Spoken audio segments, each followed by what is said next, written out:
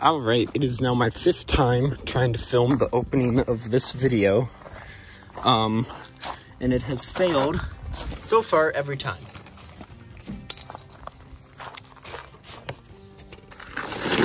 So, obviously, my car does not run because it doesn't have a gas tank. And actually, it didn't run up until yesterday because I took the dash out. That came out in one piece. Kind of. And I couldn't get it started, right? Everything's still attached. Wiring harness is all still here, just sitting on my seat. And I can't get it started, and I don't know why. And it turns out there is a ground right here that needs to be bolted underneath your steering column bolts. And now the truck starts, so that's cool. So now I can drive it, right? So anyway, then I had to go to the junkyard because I had to get gas tank straps. And that didn't work out. Smashed the crap out of my hand, so that felt awesome. So now what I'm gonna do is I'm actually going to take one of the gas tank straps off the bottom of my Blazer, and this tank is brand new. All the hardware is brand new, so it should just unbolt no problem. I'm gonna take this up to my local hardware store and make my own gas tank straps, and make them custom to what I need. And then this piece I just picked up this morning. This is going to be the rear cross member for the S10 frame. And then that's also what the gas tank is going to bolt into. And then just some other scrap metal that I got at the scrap yard. And so that's all going to be for the gas tank. And then hopefully we can get a gas tank mounted today and get her moving under her own power. So let me kind of show you what I'm thinking. All right, so we got this really big piece. This is a 2x4. I believe it's 11 gauge, and it's 40 inches long and fits just about perfect in there. I do need to tap it in with a hammer. So that's going to be my new rear cross member, and then that's also going to be what the gas tank bolts to. And then that 1 1/4 by 1 1/4 steel tubing is I'm going to have to put it here, but also do some custom step down to keep the tank low, because I don't want the tank to go above the frame here, because I do need to build a trunk yet. So there's that. And then I also need to buy fuel line and run a bunch of fuel line back here. So yeah, that is that's the plan. And I gotta weld a bunch, so that's gonna be fun. But I think it's gonna be a good day. So let's take a gas tank strap off that. Got it. This rusty piece of metal that for some reason no manufacturer reproduces, and it's basically gonna go something like that. So that's how that's gonna go. So, but I don't feel like dragging my welder across 30 feet of rocks. So I'm gonna move the truck Corvair hybrid over into the grass. But how am I gonna do that if I don't have a gas tank? All right, so here's my genius idea. I'm gonna sit in here with a can of flammable throttle body air intake. I bent the intake up so I can just reach through the window and just spray it right down in, and that's my genius idea of how I'm going to move the truck. Corvair hybrid. All right, I'm sure this is going to work out just perfect.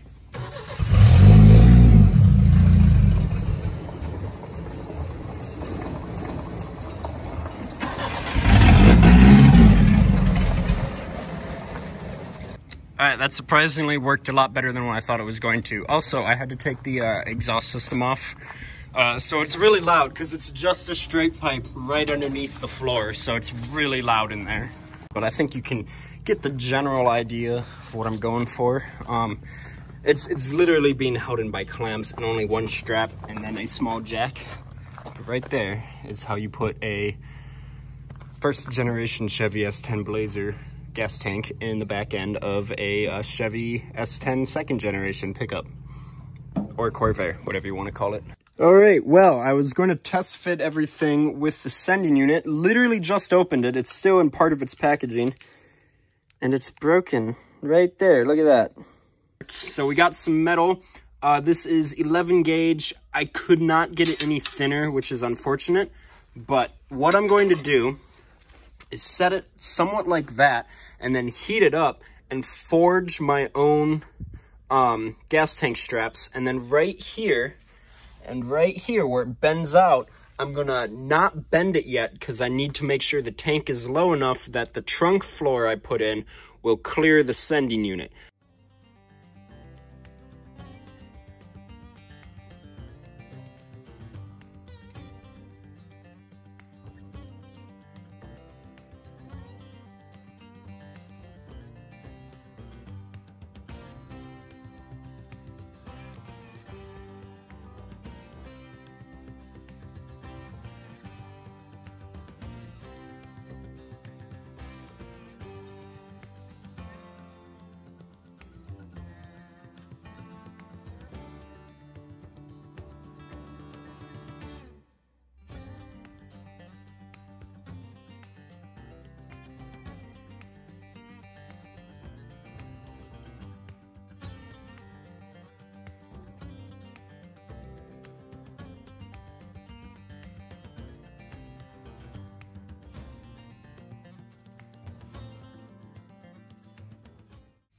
Alright, so I hope you guys can hear me. It looks at that. It's all cool now. Follows the contour very nicely. And then once I get the tank in and do some measurement, then we can find out where this needs to be cut and bent. I'm going to say not too far, but you know, better be safe than sorry. So I'm going to bend up the other one and then start test fitting some stuff. Alright, so we got both tanks, both straps bent up. Look pretty good, almost just about even. I think that one's maybe bent down a little further, but that's okay. And then, so we can't adjust those yet until we get the tank basically in the car. So we got the new rear cross member all painted up. I didn't paint the ends because I obviously have to weld there. So now the problem we're running into is the brace here for the shackles. Right there, you can see how it's welded there. Well, it's welded like that on both sides, and it's sticking out just enough that this won't sit flush, and I don't like that. So what I'm going to do is take a pencil and mark in there and then grind it down a little bit so this can sit flush. And then that way I won't have to do any like weird filling in there. I can just weld it flush. So that is what we're going to quick do, and then we can actually weld something. So I just trimmed about, I'd say 1/4 inch off the end, both ends. Ready for this? Just slide it in there like a glove. Look at that. Oh man, that's perfect. So I think what we'll do is we'll probably tack it down there, and maybe get a ratchet strap and just tie around here and kind of squeeze the frame rails together so we can get the top there. Man, that is perfect. All right, so I just got a few tacks right there and a few tacks right there. Looks like the middle one there didn't even hold. I don't even think I touched it. Anyway, this was just here to kind of squeeze it together so I didn't have to do any filling there. I do have my voltage set at 1, and that's only during tacks. I'm only have the voltage on 1 when I'm tacking it in, so it's not getting super deep penetration or anything like that. And then when I go to fully weld it in, then I'm gonna turn up the voltage to probably 3 or 4, just to make sure we get the penetration that we need. Nobody make a joke about that. I'm being serious. All right, so next I got this 1¼ by 1¼ square tubing. Not quite sure on the gauge. It's pretty heavy duty. I think we won't have any problem supporting a tank. So I know for a fact that the inner distance to inner distance of the frame is 40 inches. I am going to double check that though, because it's probably going to be back here somewhere. I can tell you that much. I'm just trying to figure out placement because I have this evaporator box, but I also have these rivets here. However, maybe I can go in between here, but I don't want to mess anything up when I go to lower the truck. So it's just placement is a really big problem that you got to pay attention to. So we're going to measure that and then see what we can do about getting this tacked in tonight as well. All right, it's way too hot to weld in the sun, so I backed the car up. What I did is I attached it to my Blazer, a tow strap around the axle, and just pulled it backwards and backed my Blazer into the garage, thus trapping my Blazer in the garage. But that's fine because now I don't have to weld in direct sunlight. So I want to make sure I get the right ride height and everything. And so this is the broken sending unit. I just opened it up to get some clearance, but look at this. it's all rusty. I literally just opened it, so great quality control check there. Anyway, so I have these levels here. I'm leveling, checking the frame. I am on a incline, so it's sitting there. And then I move this, and it sits back there. So we're good there. Same deal over there. Sits back there. Sits back there. And then if I take this and put it in the middle, we're sitting right about even. So technically the placement on this is really good, but it needs to go down about 2 inches in order to clear the level there. So we'll lower it, and then we can bend up some custom gas tank straps. So I'm having some problems fitting the tank straps in properly. So I think what I'm going to do is I'm going to bolt them in, and then that way I can really adjust where everything needs to go. So I found the middle of this bar. So it's 40 inches, pretty self-explanatory. We'll put that at 20. And then I measured the distance between here, and that was 12.5 inches. And then my Blazer, because I'm going with factory stock mounting locations, was also 12.5. So we can assume 12.5 divided by 2 is 6.25. So we'll put the tape measure at 6.25, drill a hole here, and then just to make sure I lined it up, everything looks good. Everything looks very even.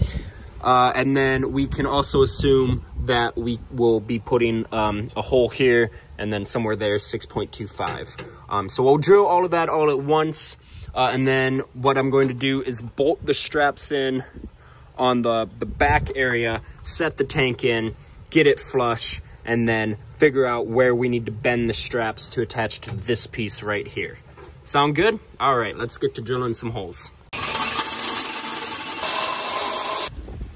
Are you serious? I literally just got this stuff bolted in, and it's about to rain. I just checked the radar, and it said it's going to be raining in your area in 12 minutes. I'm in the middle of something. All right, well, I guess we're going to have to postpone this, but I did get these bolted in. They're just finger tight. I think these are 3/4 inch bolts with 7/16 washers, and they're hardened, so I think they'll do pretty good. So my thought process is set the tank in, and then grab this and basically just adjust the tank where I want it, and then measure it, bend it, cut it, and then bolt it in, and that will be the bottom straps done. And then we gotta mount the top straps. So it's getting pretty cold out. I can feel the temperature dropping. So we're about to get some rain, so I need to clean up really quick and deal with this crap right now. Alrighty, so we were running into a problem, and that was my homemade straps weren't fitting tight up against the bottom, so I didn't really have a way to tighten it down, right? So what I'm going to do, because you see it's fitting nice now, right? So these are the top straps. So I'm going to attach them there, and then this will lay across here, whatever, and I will drill a hole somewhere into the strap itself and tighten it down like that, and basically just squeeze the tank together. And then when I mount it inside the back of the Corvair, I will have to adjust this and drill a hole, and then I'll mount it. So that's what we're gonna do now. Took a lot of brainstorming to come up with this, but I think we just about got it. Holy crap, that worked. Oh my gosh. Okay, so obviously measured it up, drilled a hole, put it through, and tightened, and the entire strap just started tightening. So it's a little loose right there, but I just tightened it down a little bit, and the gap here started closing. So I just gotta basically run the thread all the way down, which, you know, shouldn't be any problem there. And then look how nice it hugs the bottom of the tank. Wow, that worked out really nice. And then what I'm going to do is I have some rubberized undercoating. I'm going to spray the tank where it connects and the strap where it connects, and then I'm also going to find an old bicycle tire and cut up the inner tube and lay that in between for some extra padding. So awesome. That's awesome. So now we just got to do the same exact thing to this side. Might try to straighten that up a little bit. And then we can actually mount the stupid tank. This is like a 4-day project at this point. This was not supposed to take this long. Are you ready? That took so long. Okay, we're not even done yet. Oh my gosh. Okay, I'm starting to get eaten up by mosquitoes. It's been a long day and I barely got to work on this. Anyway, so got this in, got this bolted down. Obviously need to cut those down a little bit, but it's all tight. It's not going anywhere. Okay, it's not going nowhere. It's not going anywhere. When was the last time I filmed? That was extra parts that came with it? Yeah, so, okay. So right now, the tank is just being in there temporary. Obviously, we don't have a top strap on there yet. We are just running fuel lines and extending wire and stuff like that, just because we don't want to fully install the tank if I still have to weld in a floor yet, and I obviously don't want that if there's a tank in there. So, we got a lot of parts here. This is the gas tank, or the sending unit that came from the S10 itself, the 96 S10. And then this sending unit here is brand new, because if you remember, the last one I got was covered in rust and broken. So that's brand new. And then we got a fuel pump there as well. So we're just putting that together now. And then there's a few things here. So if anyone wants to do a swap like this, pay attention. So if you look at the top of the 96, the F stands for fuel, the R stands for return, and the middle one here is really just a vent there. And then you also have this thing with 3 prongs in there, and that doesn't connect to anything. So then if you look at the top of here, you still have, this one is fuel, this one is vent, this one is return, and then this is another vent. So it's a matter of just making sure you got that all lined up. And then the wiring is a little different, so we'll go over the wiring when that's ready to be gone over. So we have the 89 sending unit and all that, and everyone on the internet said that it wouldn't work. You couldn't use the 89 sending unit on a 96 S10 because the ohms are different. Well, so we have it at technically full, and it's showing up as full. And if I switch this to, let's say, empty, watch that. Going down to empty, and it will go all the way down. So if we adjust this to half a tank, it goes back up. So the ohms on an 89 sending unit will work on a 96 S10. At least this one. At least this one. It's been a while since we last worked on the fuel tank system. As you can see, the car is now inside next to my other 69 Corvair, which is, you know, pretty cool. Yeah, and again, I'm sorry, this is weird. Like, the hood is done. You know, I built a cowl induction hood, but I started this fuel tank the day after we mounted the body to the frame. So that's how long I've been working on this fuel tank video. And I've filmed like 4 other videos. So, yeah, I think what the main thing that we need to do, there's 2 things. One is we need to run the fuel lines, because the fuel lines are right there. You see where my tip of my finger is? That's the fuel lines, and we need to cut them and run longer ones back. And then we need to figure out wiring, and for some reason we're getting really, really low voltage to the fuel pump, you know? And we're not quite sure why. We have these wires here that are basically going with the corresponding colors on the factory wiring harness, except for pink is gray, and that is the sending unit. Okay, so that will be fixed. And then we need to run fuel lines back, see how they fit on top of the frame here. So one of them goes into this evaporator box right there. The top one right here, you see right at the end of my finger, that hose can stay factory, and then the one underneath it, which you see the connector right there, would come back towards me where the gas tank sits. So instead, because the tank is now in the back, we just turn that 180 degrees, we're gonna plug it in, and we'll run the fuel line into the back. So it's pretty simple. You really only have to run one fuel line all the way back. Again, all this wiring is temporary, so I don't want to hear any comments about using wire nuts, okay? It's all gonna be soldered properly. Today, we have to finish running fuel lines. I have to run into town to get some 1/4-inch fuel line for this piece here, which I assume will probably go there. And again, I will go over all of this in the video.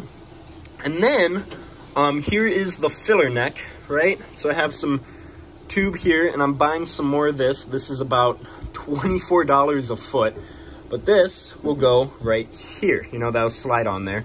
The only problem is there's a frame right in the way, and I don't necessarily want to cut into the frame. I'd prefer it kind of bends up like that, right? So then this is the filler neck for the original S10, you know, the frame.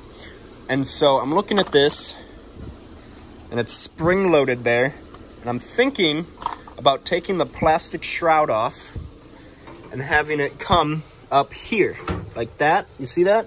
And then the filler neck will be on the top. And then I want to use a vintage race gas cap, and I'll put a picture up on the screen now. That's what it looks like. And I want to put it right here, and I think that would really look the part. The filler neck is going to be a bit of a problem.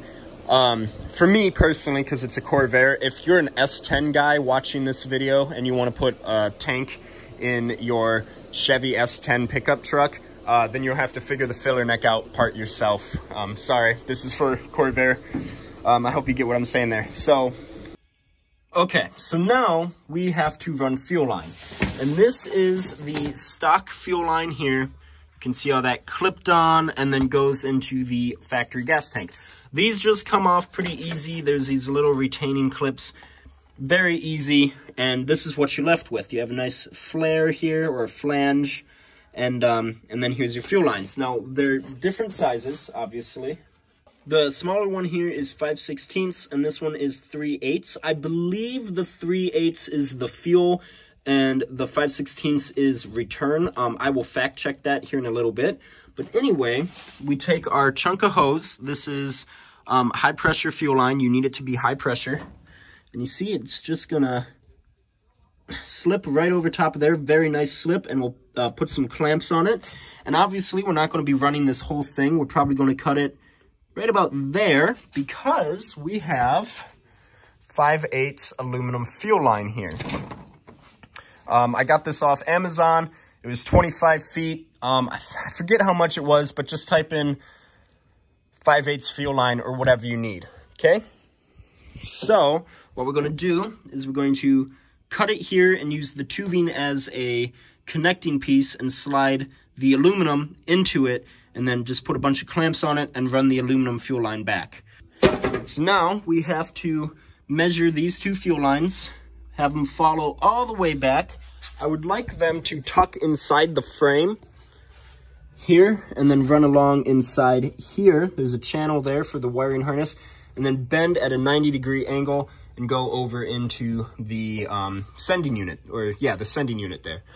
So now we have to measure our fuel line, figure that out, and we'll go from there. All right, and just as I suspected, see that? We ran the fuel line, I measured it, came out to right about 68 inches, so I gave myself a little bit of extra working room. It's not pretty, because obviously it's not done, but this will go into there, and then it goes up here, and then right about here where this goes into the evaporator box, I believe that's what it's called, goes underneath the frame, goes in between the shock mount here, and then we'll bend and go into here, which again is just a rat nest of wires. That. So that's basically all we have to do for running wires and stuff like that, or fuel lines. So now what we can do is we come up here, make sure this is exactly where we want it. It would be nice to be able to have those clamps that you can kind of clamp around and screw into the frame. Maybe I'll get some of those later. I do have to run to O'Reilly's. Okay, so just a quick little update. I decided to cut the curved up portion of it and just made it flush, so the fuel rail or the fuel line will just run parallel with the frame. The reason I had it like that is because I thought because of that flange there, that would just add a little bit more of extra protection. I don't know. Yeah, so I just cut both fuel lines. I still had gas in the return line, so my garage smells like gas, but that's okay. And so that's basically that. So I'm going to run the other fuel line, and then that will be that for running fuel lines in the back. I will get the clamps that it kind of clamps around it, and then you screw it down into the frame just to keep it from rattling. So yeah, you don't necessarily have to cut them. I just did because of the way that I'm going to weld my floor up, which is going to be a huge video in its own. That'll be fun. Anyway, so let's get that other one ran, and then we'll go to the back. We just got back from O'Reilly's. We got, I bought them out of flexible filler hose, that, just some random assorted clamps and stuff, and then some hose. This is going to be, well, I'll show you what that's for. And then this is a breather hose that will go on to here. And this is heater hose, and they said to not use heater hose on gasoline applications because it will eat it. I'm going to use this temporarily because, one, no gas is ever going to get into it. It's just a breather hose. And two, I didn't have anything else. So this will only be temporary until I can get some actual gasoline-rated hose. But that would just go right there. And I don't think it would be that big of a deal. So, first things that we're going to do, grab that. We'll slip this 1/4-inch hose onto it, plug this in, and then we'll plumb that. And then that should be just about it for running fuel lines. Okay, so we finally got everything ran. Everything is bolted in here. You can see my line to the evaporator box. So that was a struggle to get in. I had to take out the entire box. But we're good now. So we have all of my lines ran and marked. And then we have the sending unit itself. We have fuel, return, vent, and then this is another vent, right? So obviously fuel line, return, and then the vent will go into the evaporator box. So now I think we're just about ready to put that in. And it came with like 3 retaining clips, so we'll just go with this one because it's open. But yeah, anyway, so this will go like so, like that, and then I'll have to put the camera down to put that in. All right, but I think this is finally it for the video. Before I go over everything here, I want to shout out 3 of my friends for helping me kind of figure all this out with the wiring and everything and the lines here. 802 Garage, Autotech Aaron, and AK Strim. They all helped me figure out the wiring because I'm not going to lie, I was kind of panicking with the wiring. Just because of the way that the plugs were set up and going from basically an 89 sending unit and hooking it up to a 96 running gear was just a little, what's the word I'm looking for? I don't know, but it was just a little worrying, you know, seeing if I would actually be able to do this. So just shout out those 3 guys. Really cool. Check out their builds. They're all building really cool stuff. So I'll link them down in the bio. But I just wanted to shout them out. So, just a quick go over this. You got your vent tube here, which goes into your filler neck, your return line, your other vent line, and then your fuel line. Obviously, I don't have any clamps on here. And then your wiring harness here.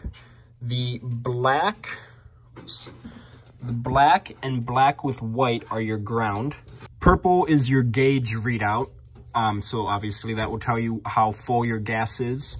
And gray here is the power to your sending unit itself. And then one other cool thing that we discovered is that the sending unit reading for an 89 Blazer will give an accurate reading for a 96 Chevy S10. So that's really cool. You don't need to change anything out there. And yeah, so like I said, I think that's going to be it for this video. I already know everything works. We tested it out, just turning the key on. Actually, you know what? That's not a bad idea. I could quick power that on for you guys and show you. Let me do that quick. All right, so I'm going to set the phone right here. I'm just going to quick blip the key, just on off real quick so you can hear the sending unit. You do not want to run these dry, so I'm just going to quick on off really quick so you guys can hear it. All right, you ready? There you go. Like I said, just a quick blip. You heard it run, I hope. And that is how you do it. That is how you put a first-generation Blazer tank into a second-generation S10. I'm sure this would also work for a first-generation S10. Really easy for building the Crossmember, building my own straps. This isn't strapped in. It's just setting in there. It needs to all be bolted in. And yeah, and then maybe in another video, I'll make a video on how to build a filler neck using a bunch of this stuff. And yeah, but as you know, that will all be in the next video. I put a lot of effort into this video. I just want to say this video took forever to film. It is October 31st, Halloween night, And I started this build, the gas tank, the day after we put the body on the frame. Or 2 days after, I don't know. Anyway, please like this video, comment on it, tell me what you liked about it. I love reading comments. I read every single one. And if there's a question, I also answer every question. And subscribe if you're new here. I have a lot of cool stuff coming, and you're not going to want to miss it. Because now, this pile of crap can actually run and drive. Kind of. And with that, we'll see you guys in the next video.